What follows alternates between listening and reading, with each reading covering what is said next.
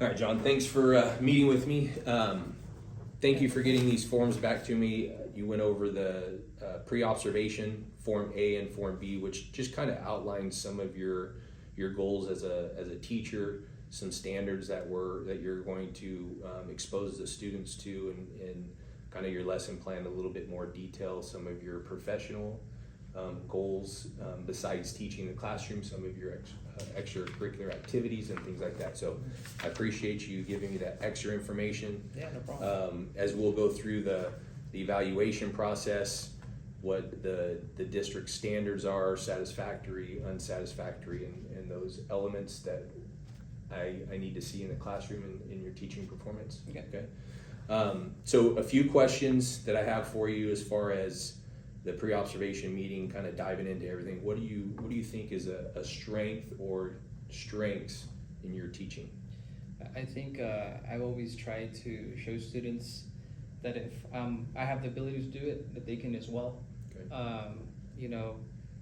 If we should break it down, and it's funny because I always tell students, hey, if I can do this, you can do it as well. It's not, nothing out of the normal. I'm teaching auto, so it's like anybody. There's a lot of mechanics around the world, obviously, but so if they can do it, we can do it. You guys can achieve, at least learn something from doing this. Gotcha. How do you determine if your lesson's successful at the end of the day? I think if you can gauge their interest, and then if they're answering the questions at the end of the class, I always try to answer at the end, or when they're getting picked up, we put a type of video of some sort of a car, and then what kind of car is that? It's a Toyota. What did we work on today? We worked on a Toyota truck. Okay, so that kind of gauges them, and if they're answering that, at least I know they're paying attention to what we're doing that day. Gotcha. I like the hands-on approach. I know some of us are visual, auditorial, and then those that can put their hands to movement and keep themselves busy. That can keep a lot of students engaged too. Definitely, yeah. So the lesson, as far as being successful, I kind of want to add in my experience, as you mentioned, your idea, them grasping the idea and kind of nodding and being engaged in that. I think a lot of eye contact also kind of confirms for me It's if huge. a student is engaged or interested, Definitely. which in turns to be successful, right? Definitely, yeah. Okay. If you have those students that are looking elsewhere or trying to play with their phone, they're not interested, then obviously it's not, that doesn't check the box of being successful. So there's a lot of body language too. Yeah, and if they are on their phone, I try to kind of gauge their attention, like, hey man, like, what did we just say? Right. Oh, all right, hey, let's get you back and redirect them. Yep. Yeah. Okay.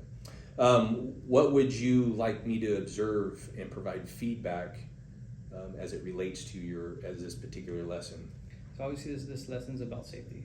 And obviously in the auto shop that we work in our class, we have a lot of different hazards, and so the lesson's going to be based on this curriculum that's called Youth at Work, that talks about job hazards and so forth.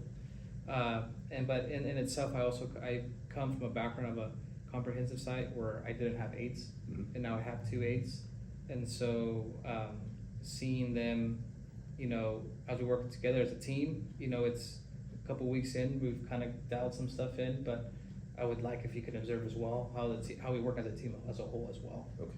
Yeah. What's your main learning objective or your goal for your students for this lesson? So the goal is obviously that they know what to do in case of emergency, God forbid something does happen, either to myself or any other student. The reason I say that is because since we take the approach of hands-on, I'll demonstrate to the class depending on what we're working on that day. And if, let's say, something was to happen, if they would know the steps, what to do after. Gotcha. From, emergency plans that we may have for different scenarios, and if we need to run out to get a nurse, whatever it may be, that they may know. So overall, just making sure that they know the proper steps for different situations or accidents, the emergency protocols and things like that. Yes. And then as far as the feedback, just kind of observing how your team interacts during the lesson with the student engagement, involvement, knowing the fact that when there's no students, it's kind of nice and easy, kind of move, your team works well, but when you throw in the students and their unexpected questions and things like that, you just want to make sure that you guys are working as a team. Definitely, yes. So can you explain your lesson plan to me as far as like the learning standard that you're going to be focusing on? So the standard that we're going to be using is the SL 11 12.1, initiate and participate effectively and collaborative discussion with peers, building on ideas and expressing their own clearly and persuasively. So pretty much the student-friendly version of that would be, I can talk with my classmates about safety hazards at work and share my ideas of how to stay safe. Gotcha. In reviewing your lesson plan, I noticed that you have a few UDL strategies. Would you share one or two of those with me? Yeah, definitely. The strategies that we're using, one of the that we have here is chunk it, Okay. so they can break down the information and understand it. Connect it, obviously, to see if it's making its point across, and at the end, check it, so we can see if they're completely grasping. And I think they need to grasp, especially with this lesson and what we're doing in that classroom. And you use those? Have you used those strategies before? Yeah, we do. And you feel like they're good strategies to incorporate all learners and giving them an opportunity. Yeah, to definitely. Definitely, we have here. I like to use my screen a lot, so I'll pause if we're watching a video about whatever we're watching. We'll pause it, and I can write out turn. I'll break it down. We'll start writing things down, and then kids are following along and kind of so they can understand what they're seeing. Okay. Yeah. What will I observe the students doing as far as like independent practice after your initial instruction, or maybe into the class like an assessment or? So obviously we're looking at. I want them to demonstrate that they understand what they're doing. So the biggest one is we do have a lineup like a true or false kind of thing at the end, but also I want them to demonstrate. So for example, we'll set up different scenarios where then, noise spill here, something there, and what would they do in that situation? So for example, we have 4 tables in our room, that'll be 4 different groups, and then we could say, hey, table number 1, you're in the oil scenario. The oil slip, what would you do? And then they go to that plan, and then the class watches the whole and understand, and they can be like, oh, you forgot to do this. So it kind of helps themselves, and then with the other 3 tables as well, it's the same concept. Okay. What teaching standard, as far as the CSTP, appears to best align with your professional goals?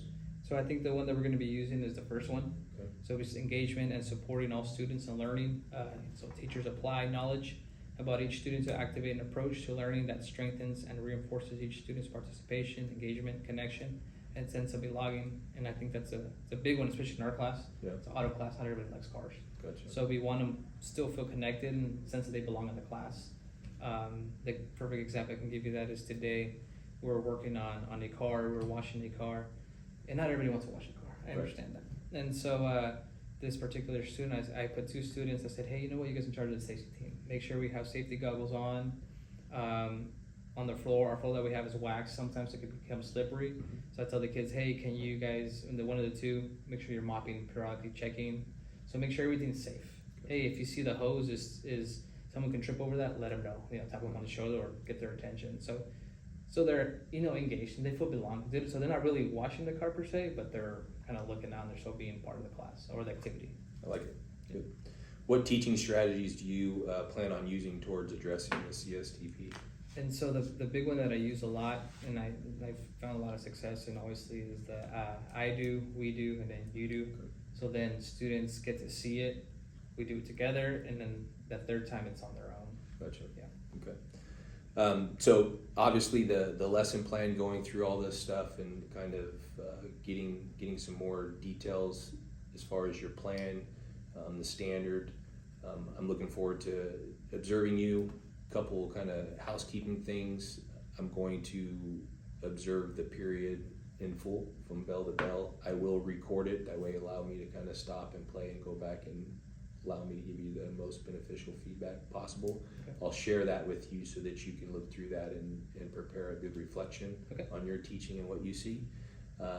Just reminder to kind of give yourself a little bit of extra time to give a good, honest reflection of yourself. And then again, we'll review the forms that you provided for us, and then we'll have our post-observation meeting. Sounds good. Sounds good. Yeah, appreciate it. Thank you. All right.